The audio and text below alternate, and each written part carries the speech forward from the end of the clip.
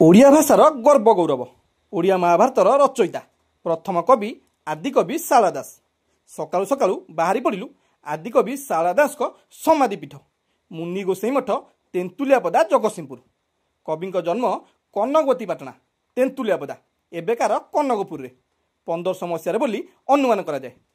ओडिया भाषा प्रथम पुराण ओडिया महाभारत बिलंका रामायण चंडीपुराण आदि कविंकर ओडिया जाति को दान तांको पूर्व नाम थिला सिद्धेश्वर परिड़ा चाषी परिवार आसती कह जाए सिद्धेश्वर पिला बेले तांको बापा जमी हल करुले एते मधुर भाव में गीत गाउथिले जे देवी शारदा तांको गीत शुणा अटकी जाइथिले आउ तांको सुंदर कविता रचना करिवार शक्ति देइथिले।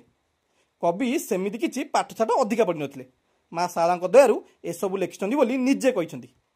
सिद्धेश्वर परिवारु से शारदा दास हेले कारण से कहती से शारदा माँ दास शारदा दास एटी दास टाइटेल नुहे दासर अर्थ चाकर बा सेवक जेहेतु से प्रथम कवि ओडिया भाषार तेणु तांको आदिकवि बोली कह जाए।